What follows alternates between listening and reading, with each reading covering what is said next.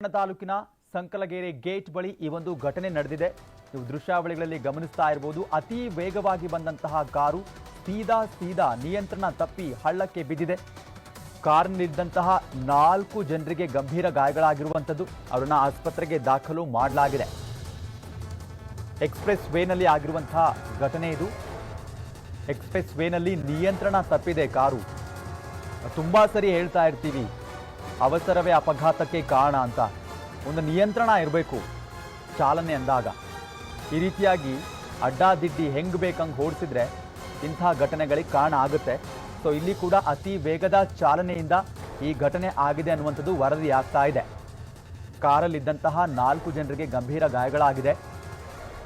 ಅದೃಷ್ಟವಶಾತ್ ಸದ್ಯಕ್ಕಂತೂ ಯಾವುದೇ ಪ್ರಾಣಹಾನಿ ಆಗಿಲ್ಲ ಅನ್ನುವಂಥ ವರದಿ ಪ್ರಾಥಮಿಕ ಹಂತದಲ್ಲಿ ಗೊತ್ತಾಗ್ತಾ ಇದೆ.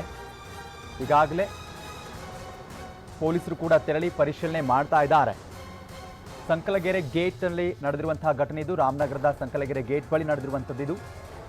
ಎಕ್ಸ್‌ಪ್ರೆಸ್ ವೇನಲ್ಲಿ ಆಗಿರುವಂತಹ ಘಟನೆ. ಎಕ್ಸ್‌ಪ್ರೆಸ್ ವೇ ಅಂದ ತಕ್ಷಣನೇ ಹೆಂಗ್ ಬೇಕಂಗೆ ಹೋಗ್ಬಿಡೋದು, ಏನು